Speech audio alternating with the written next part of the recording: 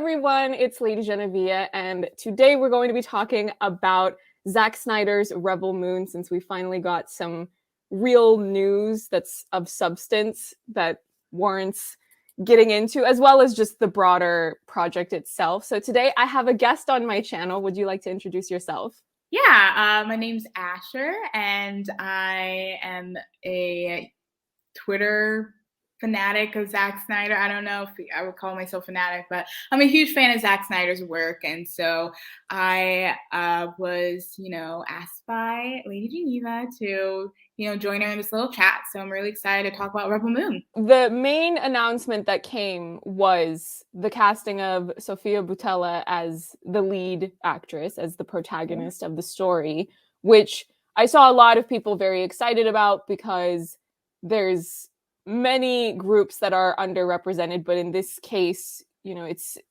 whatever, however you want to categorize her, whether it's just the broader concept of like a brown actress or is the acronym, is there a particular way to pronounce it if it's not just being written MENA? Have you ever heard it said out loud, or is that one of those things that only exists on the internet when people are writing it? Honestly, I'm not sure.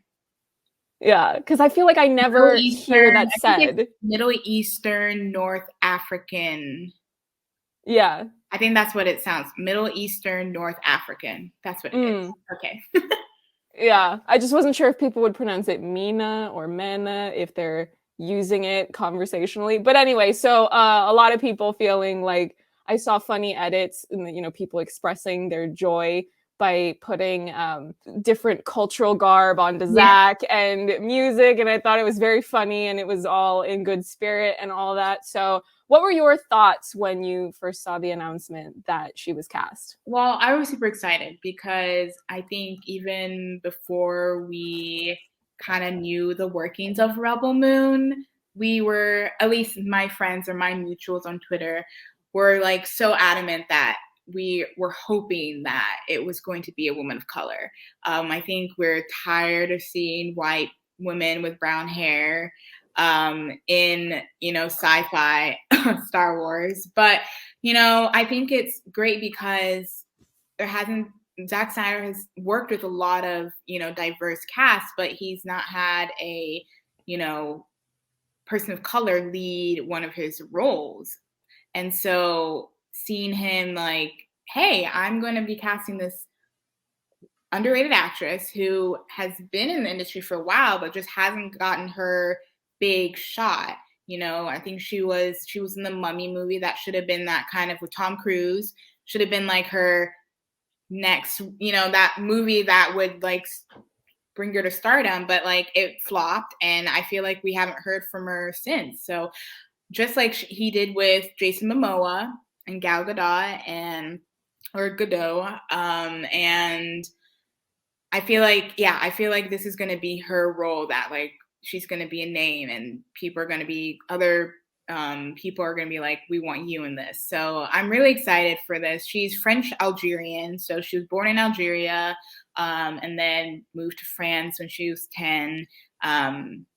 And I also watched her in Atomic Blonde with Charlize Theron, and she was awesome in that. Great fight scenes and everything. So I think she's perfect. I honestly think she's perfect. I did was hoping though that we would get like, someone like, Jodie Turner-Smith, or someone like. There's still time. Many more castings to come. That's freaking, because it's kind of still win-win, right? Like, we got a woman of color, but then now there's room for even more, and like supporting and other, maybe her female lead, maybe a love interest, whatever. But like, I'm super excited. Yeah.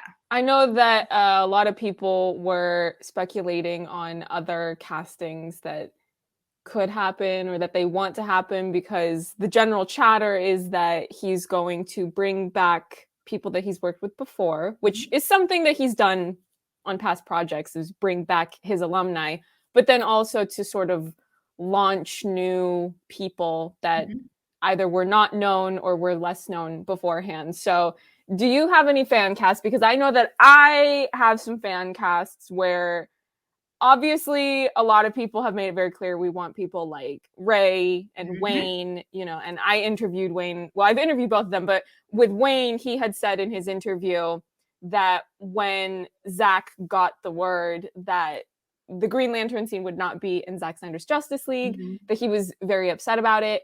And he called Wayne and he said, I will work with you again. So to me, that makes it sound like, well, I mean, depending on what parts are available, if there's a good fit, then maybe in this one, or if not this one, maybe the next one. Do you have any names that you want to throw out into the universe?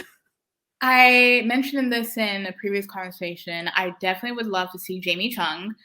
I think I just love her. I just think she just has a great presence and she's underrated. And she did work with Zack in Sucker Punch, so I can definitely see her coming in the mix. And then although Karen Fukuhara did not work with Zack directly, I think that she really, she was really underrepresented in, Suicide Squad. And so I think that she'd be great in Rebel Moon. I mean, I feel like she's her character's a fan favorite in The Boys. So yeah, I think Karen Fukuhara would be great. And, I feel like you can help me pronounce this name. Oh, Tao Okamoto. There it is. It sounds so much better when you say it. But yeah, I was going to mention her too, but I didn't want to just be going on and on listing a bunch of names. I wanted to make sure that I gave you your turn to speak. Oh, yeah. So I think that her small little, honestly, more of a cameo in BVS than a full fleshed out role. I think she had that presence. She's tall. She just looks badass. I feel like she could be a great badass warrior or something. And so, yeah, I would definitely love her. And I've been saying a lot of women, but I honestly am like, I can't really think of a lot of male actors outside of Ray Fisher and Wayne. T. Carr, you mentioned Raul Castillo, which I think would be pretty good because he was really entertaining in Army of the Dead. So, yeah. Those are right now what I have an idea. But I also would like to sneak in Jessie May Lee. I think that her breakout role in Shadow and Bone, I could definitely see her, being a potential person in Rebel Moon. And Kai Zhang, I think he was kind of like the Atom, he would have been Atom in Zack Snyder's Justice League.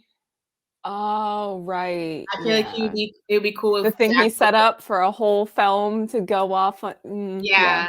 I'm not bitter at all. I'm not bitter at all. What are you talking about? I know Zack, he's loyal. Zack, I feel like he really, his castings aren't just left wing. He intentionally picks certain people. And I think that's why a lot of actors are such big fans of him, because he is super loyal and he brings them back. And because the industry is fickle. The industry is loves a certain look. And if you're not that certain look, then you're not going to get these opportunities that a lot of, straight, cisgender, white, conventionally beautiful, pretty, whatever, men and women can, get. So I'm really intrigued to see who he brings back. Also Samantha Wynn, because I think she's a given at this point. As long as she's not already on another job that's happening at the same time, I feel like it's a given that she'll be involved in one way or another. Either now that she's actually getting to try to do more acting jobs, it could be as an actor, but if not, then something in the stunt department, of course, is only natural. Yeah, for sure. Yeah. What about I love the idea of Raul, who you mentioned, because I just interviewed him and I can tell that he's a very thoughtful person when it comes to just the types of projects he likes to work on, if he can, and the types of projects that he likes to watch. And Zack is one of those storytellers that really likes to have layered storytelling. So there's always some kind of deeper thing that you can get out of it. But the other thing that I was thinking about is that Zack will also have smaller appearances of his alumni. He'll have his little cameos, like in his DCEU. You had Patrick Wilson just as the disembodied voice of the president on a phone, and you had Carla Gugino doing some ship AI voice, which when you think about how this project, Rebel Moon, is a sci-fi project, I feel like there would be so many opportunities to just have these tiny little things, like really as many as he wants to do. He could put stuff in like that. But another thing I was thinking about as far as getting people to come back. Now, I know this is a long shot because he's a huge name and I'm sure he's very busy. Like, he stays booked and busy. But I would really like it if Ben Affleck could appear. He doesn't have to be a main character because, like, he's Ben Affleck. Obviously, he has stuff to do. But I was thinking about this because a lot of people are drawing comparisons between Rebel Moon and Star Wars, you know, because Zack has said before that he had an idea or ideas for, in his dream world, if he could do a Star Wars film, he had ideas for a story. And I was thinking about how if we go back to the very, very beginning of Star Wars, and you had the first Star Wars film, and you had Alec Guinness playing Obi-Wan Kenobi. Alec Guinness was already, I mean, he was a legend, like Bridge on the River Kwai. Like, he had been around for decades, and he's just doing this fun little sci-fi project, and he wasn't someone that was going to be trapped into the franchise where you're now just open in this open-ended thing of being shackled to this project. It's like you have a very important part in this story, but also you have a set amount of time that you're in it, and then you could, you know, then you can go on to do the rest of your career because you're Ben Affleck and you are an A-lister and you have plenty of things to do, I'm sure. So I know that that's a long shot, and I'm not saying that I think that this is like even all that likely to happen, but I just know that, you know, when they did those reshoots to add the little extra scene at the end, like the little nightmare sequence in the future for Zack Snyder's Justice League, it's not like Ben wasn't already busy, but, you know, Zack called him and Ben was like, yeah, I'll do it because it's you. Like, I'll do it. So, and another thing I was thinking about, because I just saw, a couple weeks ago, I saw The Last Duel, which if you missed it, that's your loss. Shame on the higher ups for not properly promoting it. But I was thinking about how in that film, he's not one of the top 3 characters, because there's 3 main characters that you get the POV from. And he's just kind of there to be this goofy, sleazy boy. That's how some people have called him. You know, I don't mean that in a derogatory sense. I mean it like he was super funny and entertaining. And it kind of made me think about how Channing Tatum has started to shift into finding more of his niche where he thrives, where when he first blew up, Hollywood was really trying to push him into the kind of more traditional leading man archetype. But really what we've come to realize is that Channing Tatum is really good at playing the kind of goofy side character with just very kind of swashbuckling himbo energy. Like, he's really good at that.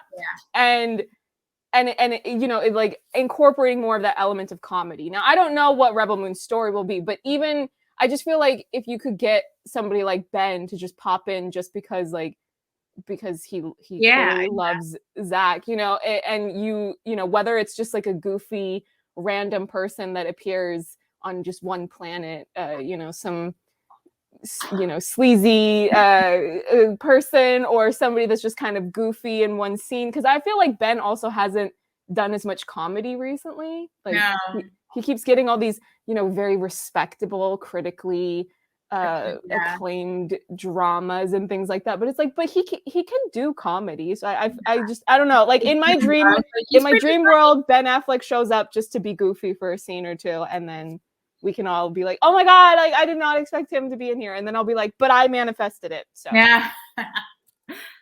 no, I totally agree. I think that's one thing that's really awesome about like sci-fi is that like there's just so many possibilities. There's so many small things that could be integral to the plot that like you don't have to have a big name come in and like be themselves. You know, you can have them be a voice like you've talked about, and or be like maybe their face cast for a monster or so, you know. So I'm very intrigued to see this ensemble cast that Jake, that's my fiance because he just came in the house, that Zach will put together, because he's definitely pulling from his love of, Seven Samurai and all this like adventure and, bringing a team together, very much what like Zack Snyder's Justice League was. So I think that the ensemble cast is going to have to really work to make this movie good. So just kind of like how Star Wars had a good ensemble cast. So I'm excited. I'm very excited. Yeah, and one thing I'll add before we jump to the next topic is that I want to remind or reiterate that one of the things that I really like about how Zack and Deborah cast for their movies is that not only have they become increasingly diverse and inclusive the further they've gone along in their joint career, they don't do it in a performative way. Like you're never going to hear them just banging on and on, giving you soundbite after soundbite about basically fishing for a compliment for bothering to be inclusive the way that everyone else should be in how they build their worlds. I feel like whatever it is, this mental block that some other creatives have in their mind where they just cannot step outside of a certain box, where if there's a character that doesn't need to be any type of ethnicity, why not let somebody new come in and play that? Like if there's a specific reason why a particular character needs to be like a certain gender, a certain ethnicity, a certain cultural background, then of course you can cast accordingly. Right. But I just feel like with Zack and Deborah, they just have an open mind and they have open hearts, and then they're just willing to let more or less anyone have a shot. And I think that that's really the standard that more people in privileged positions in the industry should be doing, because you can really tell if you're an avid fan of the sort of broader film and television industry, you can tell when it's being done in a performative way. You can tell when it's people being like, we're trying to fill a quota, or we want to shift attention away from the bad PR we've previously or are currently entangled in. So it's just, I want to, remind everyone that that's how you do it. You don't do it in the, well, I'm not a racist. Like I'm a feminist. Like if you are those things, you don't need to say it. You'll just do it. And it's not even just like in front of the screen. I think Zack and Deborah have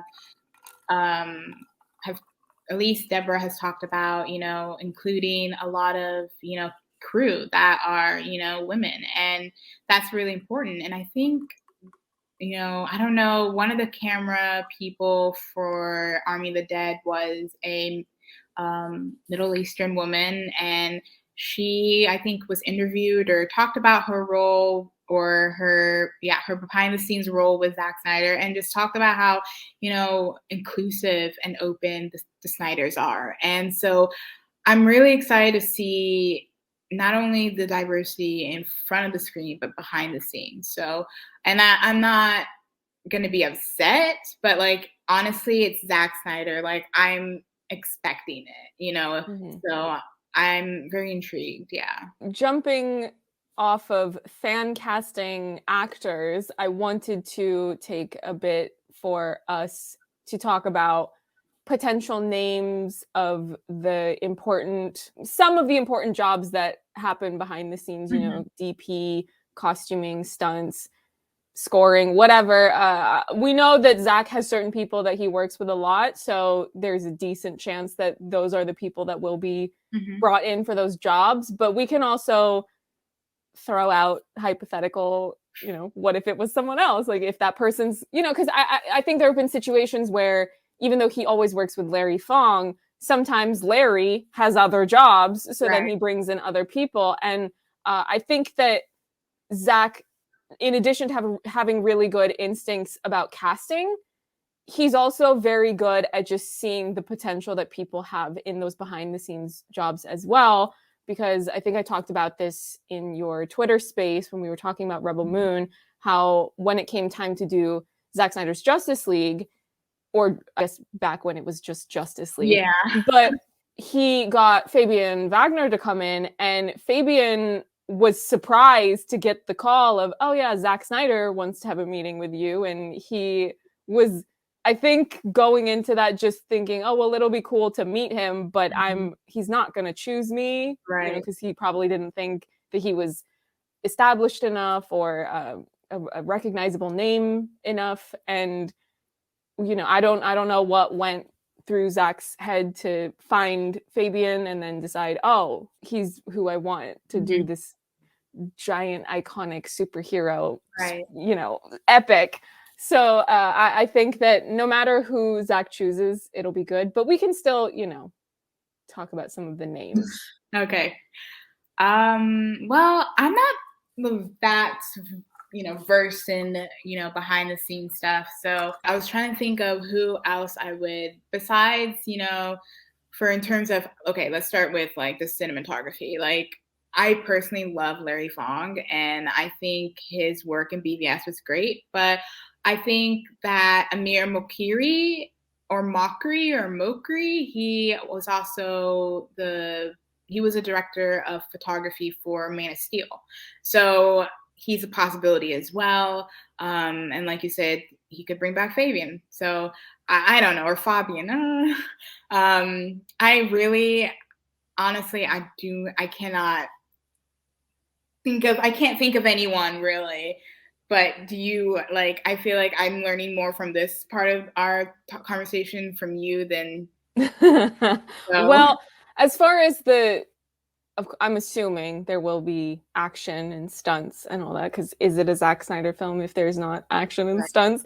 So I'm assuming he'll get Damon Caro to come back, because Damon has done all of his films basically starting from 300 onward. Yeah.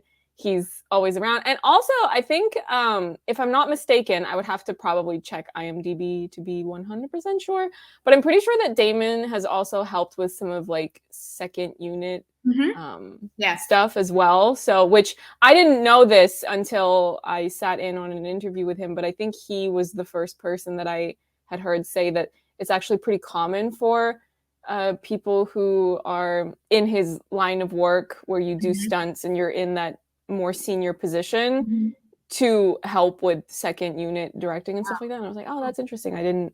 It wouldn't have occurred to me that that's the natural extension or progression of that job. But yeah, no, I think Damon has clearly more than proven himself to be capable of doing the job. So I have no issue with that. I know that some people. Sorry.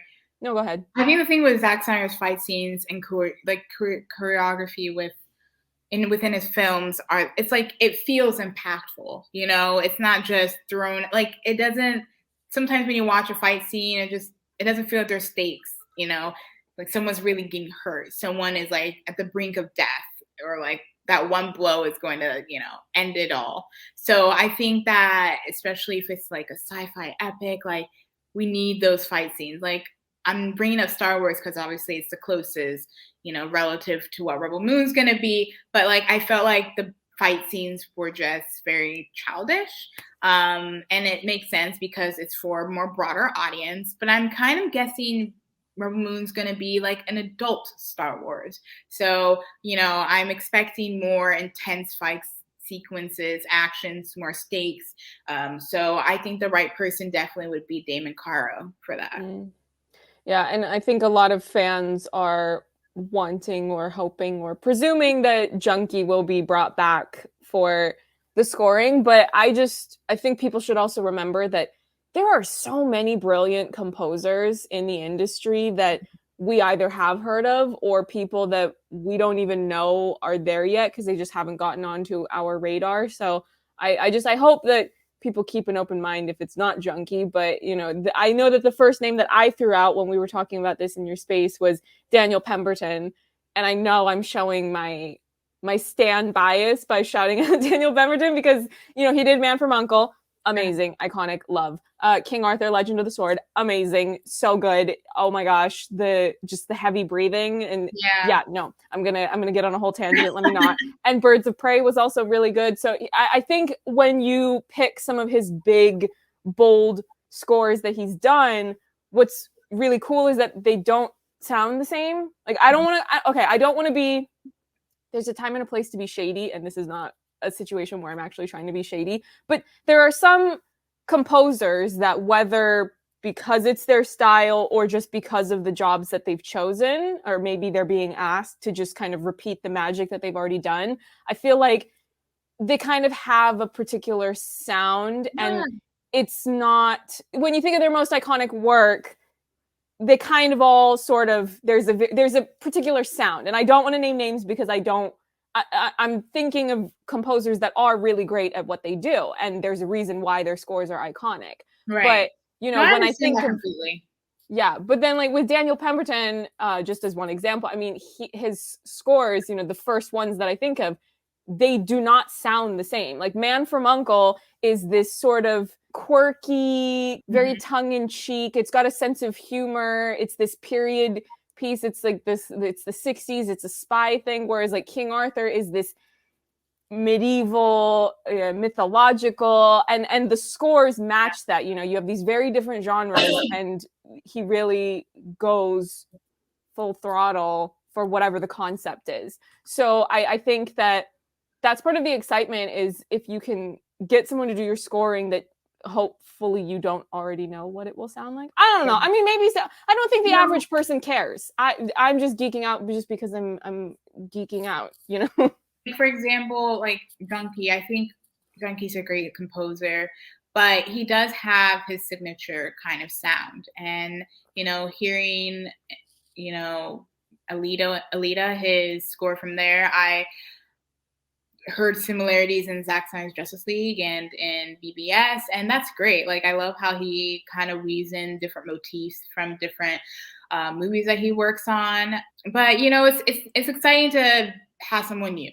And one person that I really enjoyed was Foundation, Apple TV's Foundation, which is loosely based off the book series by Isaac Asimov, which, if you don't know who that is I guess he would be like considered the grandfather of, science fiction. I actually have one of his books right here that I'm going to be working on, but I think that composer, I'm trying to remember, look up his name. Oh, Bear McCreary. He's great. Godzilla, King of Monsters, Battlestar Galactica. So he is very versed in that, genre of science fiction. So I could definitely see his sound going into Rebel Moon as well. And I also mentioned Ramin Djawadi. I mean, come on, his Game of Thrones score is phenomenal. And he did Warcraft, which is a very underrated film. And I mean, the idea of people hyping up Man of Steel and not also, like, I'm not saying you have to like it to the same degree, but conceptually it's very similar. It's Fear of the Other. It's like, you have Paula Patton's character is a very similar thing of being in that state of cultural in-betweenness. And it's very similar. And also, I'll give you this bit of trivia, and then we can jump over to, okay, let me finish my train of thought. I was going to say something. I was looking at my notes. I was like, oh, right, I forgot to mention, but I'll get to that in a sec. So with Warcraft, the director is Duncan Jones. And Duncan Jones is the son of David Bowie. And when he was casting, he wanted to have Travis Fimmel from Vikings and Paula Patton. Paula Patton is in the movie. I didn't get my actresses mixed up, but it's two different characters. And Ruth Negga, he wanted them to be brother and sister. And he told me, he said this publicly on Twitter, so I'm not leaking any private information, because I made a video about Warcraft and he watched it, which that was one of my first video essays, so I geeked out. That was a few years ago though. But he said that he really had to fight with the higher ups to get them to allow, those two to play brother and sister, because they were like, what do you, like, you have a white actor and a black actor, like they just like didn't understand it, and they were trying to act like that's not a thing. And okay, reminder, this is David Bowie's son. So then he tells them, he's like, right, okay, I'm a white guy and I have a black sister, so what are you Like, what do you mean it's not a thing? Yeah. And they're kind of like, oh, well, I mean, but Right. like people in the middle of America. And I'm like, you think there aren't anyway, so Yeah. I figured I would drop that bit of trivia for you since, you know, I think you haven't gotten into that exploration of that film being robbed of its potential. But yeah, so Duncan Jones is like an underrated director. Like he's also an ally, but he just hasn't been given as many opportunities to do stuff. But yeah, he's an ally, so we love that. But the one thing I wanted to mention before we get off of this talking point is that Michael Wilkinson is another name that people keep throwing around because we love Michael Wilkinson. He's iconic. Also, Michael Wilkinson has done, you know, films with Zack, and he's done films with Guy Ritchie. So like, I'm very like, oh my God, if anybody here has not watched The Gentleman, if you want to see costumes, Michael Wilkinson, absolute madman, genius. We love it. But like, as far as a more seemingly traditional sci-fi thing, I'm like, I would love to see what he would do with that, you know, just conceptually, what fabrics are you using? Not like I know anything about fabric, but you know, what material. And I love listening to costume designers explain why they choose certain outfits. I'm like, see, that is such a foreign thing to me. Yeah, I think that Michael I can definitely think that he would shoot out of the stars with sci-fi. I think that we got a taste from that with the opening for Man of Steel and all the Kryptonian looks. And so I'm very intrigued to see if Zack brings him back. I mean, it's a high probability that he will be brought back, but you never know. Zack is he likes to surprise people sometimes, and he might bring in someone completely like unheard of. And I keep referring to Foundation, but if you haven't seen Apple TV's Foundation, I highly recommend it. It's very sci-fi, and I think the costume design for that show is also very good. I'm trying to find the costume designer for that show. So maybe I'll come back and just plug that in later. But I think whoever did that also did a really good job too. So the next talking point is just any thoughts or opinions or speculation, our hopes for the writing, and maybe in particular certain themes that we might expect to see in the film. Because if you are, how would I describe it, a student of Zack Snyder's work and you've studied it and analyzed it in a certain way, then you'll pretty quickly start to pick up on recurring themes and motifs and stuff like that. I had posted a Twitter poll yesterday. I haven't actually checked it, but the last time I checked, I think last night, about half of the people that had voted in it, I had asked the question, what do you think will be in Zack Snyder's Rebel Moon? And I had listed a couple of themes. So I listed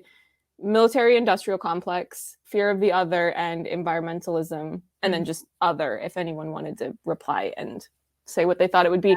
And I think about half of the people that had voted in the poll when I last checked had said the military industrial complex, which I think that there's a lot to be said for. He's been dropping hints about that in his DCEU, but then the fact that he's going out of his way to cast an Algerian actress who has a certain look, the subtext, the potential subtext of that, you know, if you're addressing that thematically and having that actress play the lead, I would be very interested to see if he would do something like that, because since this is an original idea, he doesn't have to answer to higher ups that are trying to dictate what is or is not acceptable within a certain IP.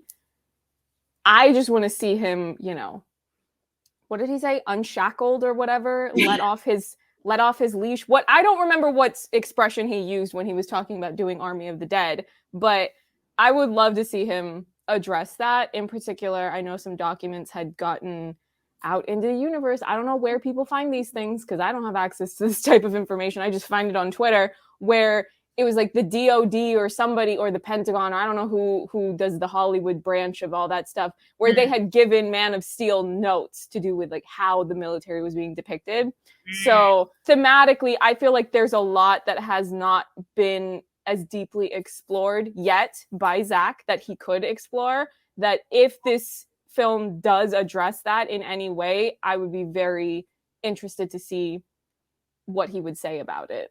No, yeah, I think that Zack does socio-political commentary really well. I mean, obviously, he doesn't like sometimes shove it in your face, but he actually makes you think about it. Like whether it's dialogue, whether it's just a camera shot, you know. I mean, I feel like the most popular one right now, or at least what people kind of cling to, is in BVS, the whole scene in Nairobi. Like some critics are like, that was a pointless scene. That was this dumb scene. But I'm like, no, it literally sets the stage for so much exploration of just the politicalness, the ideology of the American public government, whatever.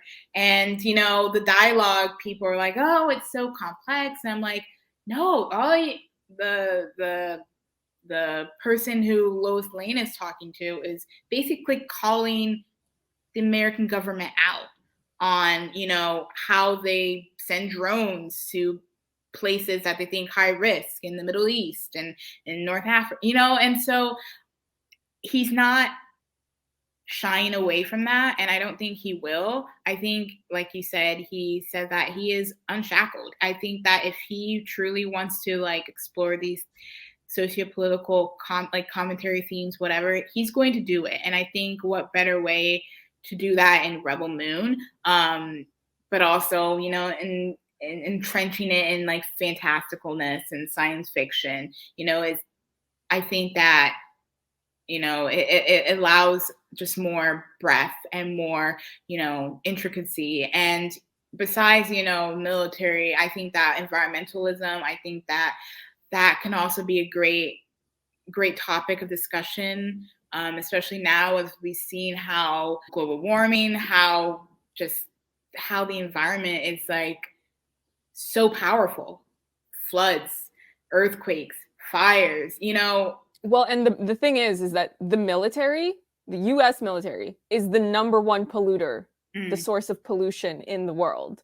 Which never gets talked about when, you know, these corporate higher ups and politicians are being like, well, you know, if you just sort your recycling. It's like, no, close your military bases. Stop stealing land from people all over the world. You know, so I just feel like the overlap of a lot of these issues, you know, because if it, like the three that I listed, because based off of what Zack has addressed in other films that I feel like would lend itself really well to the sci-fi genre, they're so overlapping because, you know, if you want to address environmentalism, it's like, okay, so what's causing environmental pollution?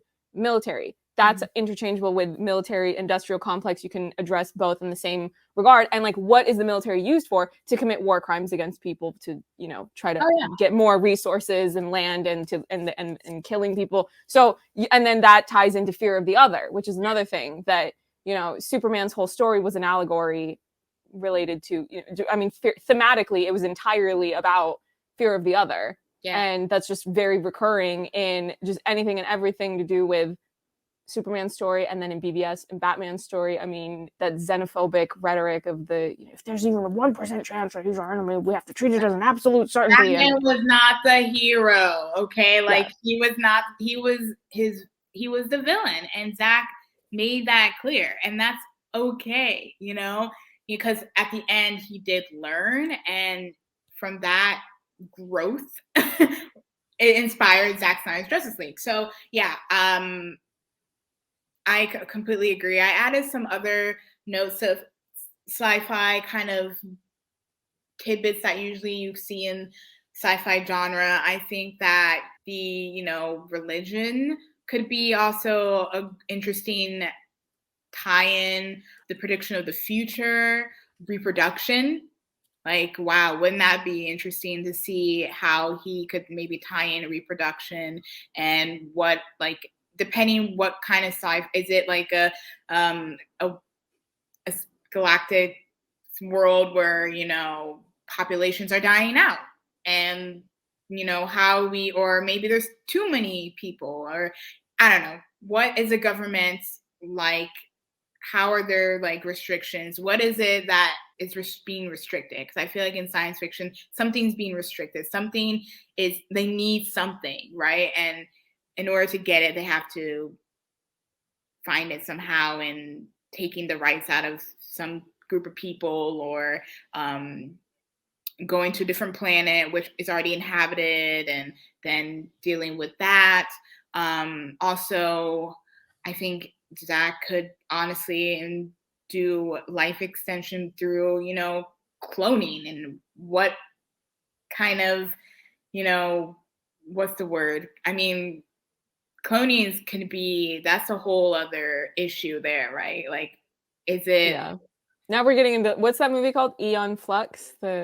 Yeah. I rewatched that recently, and I was like, okay, I get to a certain extent why some people didn't like this, but also it was just really stylish, and it had an interesting idea. Whether or not you think the idea was executed well is another matter entirely, but is that thing of, well, anyway, I won't get into it because it'll be a whole long tangent on its own. The thing with sci-fi is that it's pure imagination. Yeah. So there's a lot that you can do with it, but also sci-fi has historically been a great way to address ongoing socio-political things. And I don't think that Zack is going to be micromanaged, but in situations where other artists are being micromanaged, I feel like sci-fi has been a really good way to hide what you're really trying to say, so that when you're dealing with corporate people who just look at things on the surface level, then you can sneak things in using allegory. I think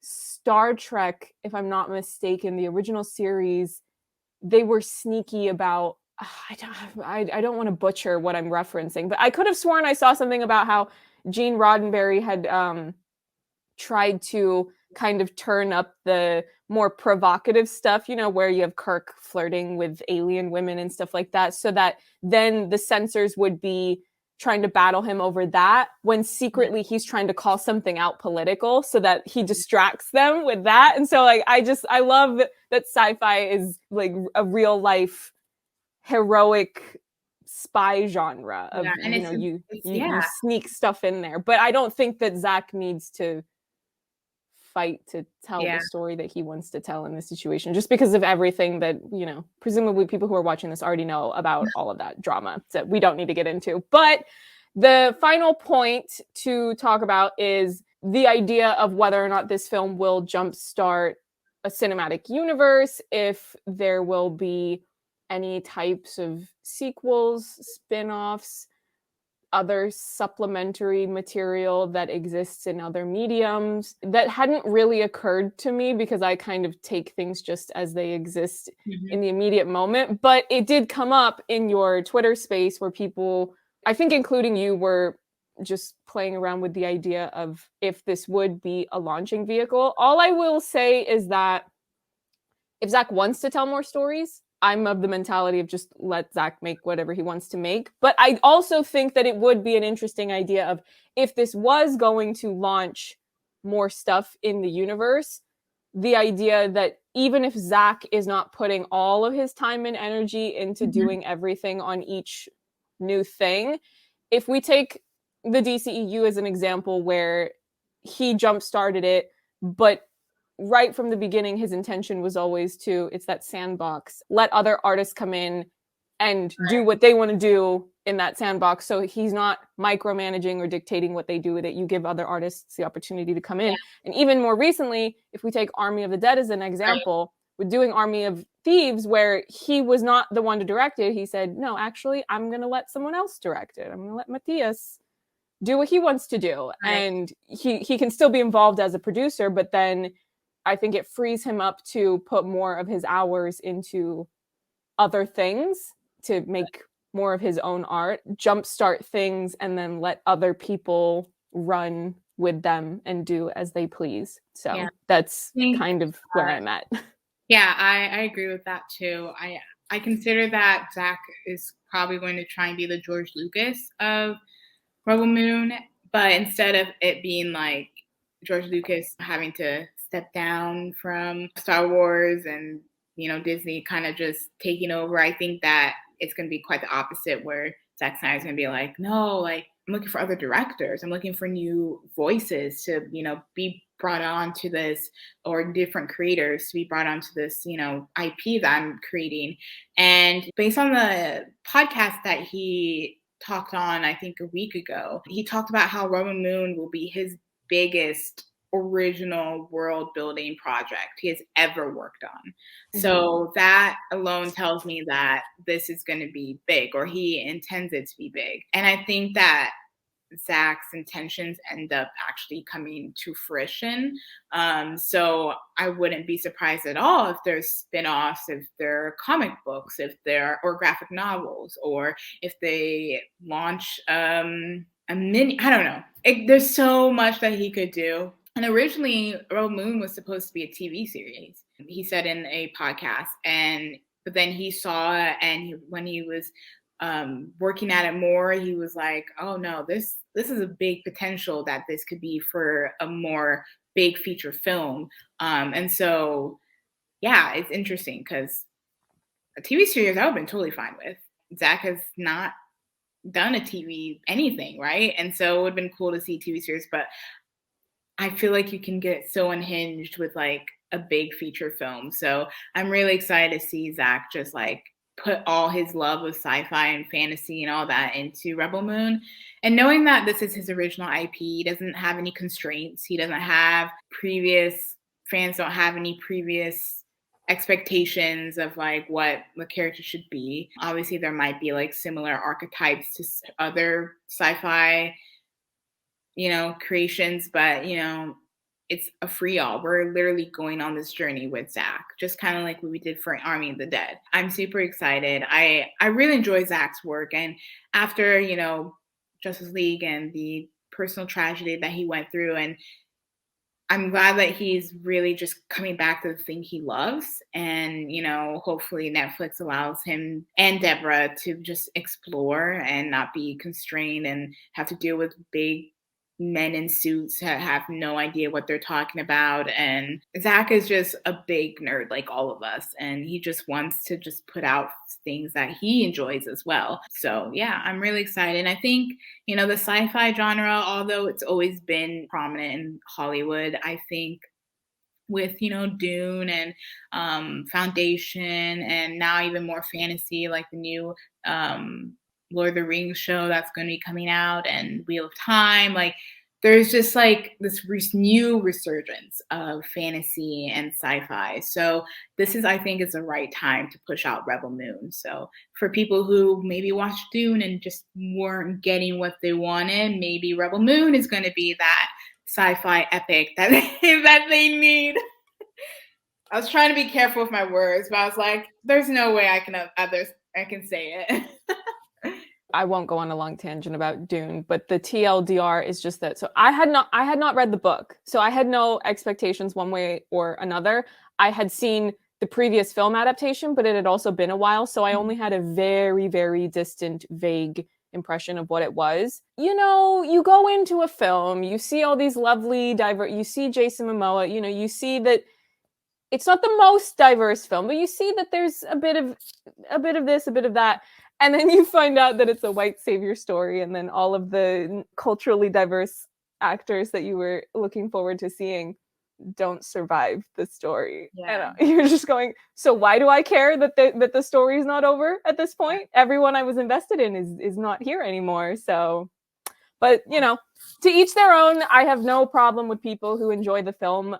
Life is very hard and tough and unpleasant in so many ways that if you can derive some joy from a big sci-fi film, then good for you. But I will be over here in my lane looking forward to seeing Zack Snyder's Rebel Moon. So yeah. Thank you so much for coming on and chatting about it with me. It was fun, and it was interesting to hear your thoughts on what we might expect from the film. Yeah, it's always exciting to see actors of color and getting that shot in sci-fi to be the lead, and not, having cannon fodder. and being the lead, being the savior, being the hero in the story instead of, you know, the white person, the white woman, the white man that is going to save the